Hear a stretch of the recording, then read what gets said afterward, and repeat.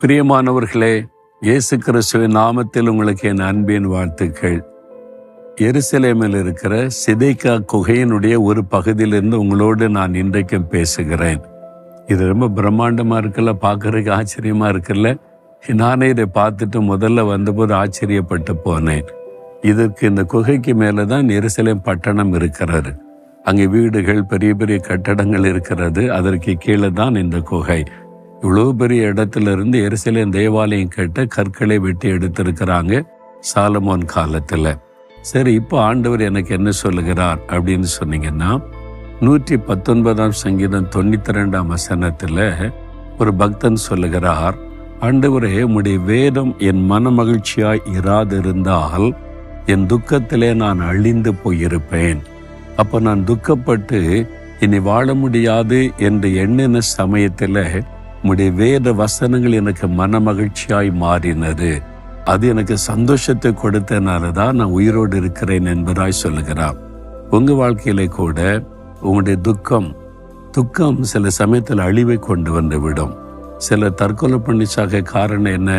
துக்கம் அதிகரிக்கும் போது இனி இந்த துக்கத்திலிருந்து விடுதலை பெற முடியாதுன்னு தவறான முடிவு எடுக்கிறாங்க. அது அழிவை கொண்டு வருகிறது.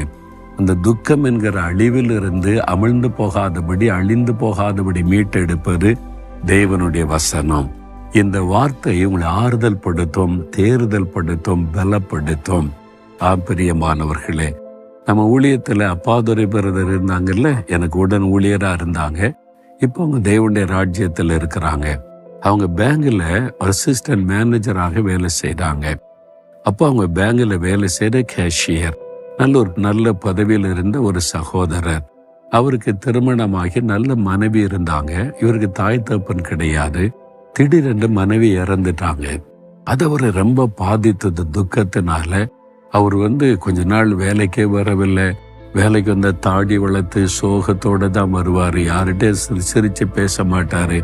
எனக்கு அப்பா அம்மா கிடையாது, என் மனைவி தான் எனக்கு எல்லாமே இருந்தாங்க, அவங்களும் இறந்துட்டாங்க, நான் மறுபடியும் அனாதை ஆயிட்டேன்னு சொல்லி ரொம்ப சோகமா இருந்தார்.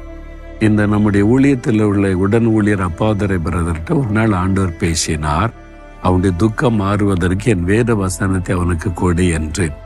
ஒரு நாள் அவங்க அவரிடத்துல பேசி ஒரு பைபிளை கொண்டு போய் கொடுத்து, இதுல அவர் கிறிஸ்தவர் அல்லாத நண்பர். அவங்க சொன்னாங்க, இந்த சங்கீதத்தை வாசிங்க, உங்களுக்கு ஆறுதலா இருக்குன்னு சொல்லி அதை காண்பித்து கொடுத்து அனுப்புனாங்க. அவர் சரி, அவர் துக்கத்தோடு இருந்தார், ஏதோ கொடுக்கறான்னு வாங்கிட்டு போனார். அடுத்த நாள் காலையில வரும்போது பார்த்தா ஷேவ் பண்ணி ஃப்ரெஷ்ஷா ஒரு சிரித்த முகத்தோட மகிழ்ச்சியோட வந்தா பேங்க்ல எல்லாரும் ஆச்சரியமா பாக்குறாங்க. இவர் எப்பவும் துக்கமா இருப்பாரே, மனைவி இறந்த துக்கத்திலிருந்து மீளவே இல்லை, இன்னைக்கு ஒரு நல்ல மாற்றத்தோட வந்திருக்கிறாருன்னு சொல்லி நம்முடைய அன்பு சகோதரர் அப்பாதுரை அவர்களும் அவரை பார்த்து சந்தோஷப்பட்டாங்க. பேங்க் முடிவில் சந்தித்து பேசினார், பிரதர், நீங்க நேற்றைக்கு கொடுத்த வேத புஸ்தகம் மாத்திரம் என் கையில நேற்றைக்கு தராமல் இருந்திருந்தால் இன்னைக்கு நான் உயிரோடு இருந்திருக்க மாட்டேன்னு சொன்னார். என்னன்னு கேட்டார். அவர் சொன்னார், நான் துக்கம் தாங்க முடியாம என்னை நேசிக்க யார் இல்லை, ஒரு அனாதை போல இருக்கிறேன், நான் மறிச்சிடணும், தற்கொலை பண்ணி செத்துடணும் முடிவோட தான் நேற்றைக்கு பேங்குக்கு வந்தேன். பேங்க் முடிச்சுட்டு போயிட்டு விஷ பாட்டிலாம் வாங்கிட்டேன், தற்கொலை பண்ணி செத்துறன்னு முடிவு எடுத்து விட்டேன். நீங்க கொடுத்த இந்த வேத புஸ்தகத்தை வீட்டுல போய் தனியா இருந்தேன். சரி, கடைசியா ஒரு முறை இதை வாசித்து பார்ப்போமே, நீ வாசிக்க ஆரம்பித்தால் அதுக்குள்ளிருந்து யாரோ என்கிட்ட பேசினாங்க. ஏன்னா இது என்ன முதல் இந்த புஸ்தகத்தை பார்க்கிறேன், அதுல இருந்து யாரோ என்கிட்ட பேசுறாங்க. ஒவ்வொரு வார்த்தை என்னோட பேசினது, ஆறுதல் படுத்தினது எனக்கு ஆச்சரியமா இருந்தது. அது பேச பேச பேச அந்த வசனத்தை வாசிக்க அப்படியே யாரும் என்கிட்ட பேசுறாங்க. என் துக்கம் எல்லாம் நீங்கி விட்டது, அந்த மரண எண்ணம் மாறிவிட்டது, நான் ரொம்ப சந்தோஷமாகி விட்டேன். இதுக்குள்ள இவ்வளவு வல்லமை இருக்குதான்னு நான் அறிந்து கொண்டேன். இன்றைக்கு நான் சாகாமல் இருக்க காரணம் இந்த வேத வசனம். பாத்தீங்களா, என் துக்கத்திலே நான் அழிந்து போகாமல் இருக்க காரணம் வேத வசனம். இந்த வசனத்தை நீங்க வாசிக்கும் போது ஆண்டவர் இதுக்குள்ளிருந்து உங்களோட பேசுவார், ஆறுதல் சொல்லுவார், பலப்படுத்துவார், தைரியப்படுத்துவார். இந்த வசனத்துக்கு வல்லமையும் ஜீவனும் உண்டு. நீங்க ஒண்ணு வாங்கி வாசித்த பாருங்களேன், வித்தியாசத்தை நீங்கள் அறிந்து கொள்ளுவீங்க. நிறைய கிறிஸ்தவங்க வாங்கி பைபிள் வச்சுட்டு வாசிக்காம சும்மா வச்சிருக்கிறீங்களா?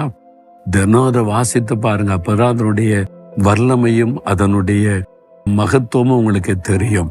அதுக்குள்ள இருந்து ஆண்டவர் பேசுவார், ஆறுதல் படுத்துவார். ஆண்டவரை பார்த்து சொல்லுங்க, ஆண்டவரே உம்முடைய வேத வசனம் என் மனமகிழ்ச்சியா இருக்கிறதற்காய் ஸ்தோத்திரம். இது மனமகிழ்ச்சியா இல்லாமல் இருந்திருந்தால் என் துக்கத்திலே நான் அழிந்து போயிருப்பேன். எனக்கு ஆறுதலாய் தேறுதலாய் ஆசீர்வாதமாய் தந்த இந்த வேத வசனத்திற்காய் ஸ்தோத்திரம் ஸ்தோத்திரம். இயேசுவின் நாமத்தில் ஆமேன் ஆமேன்.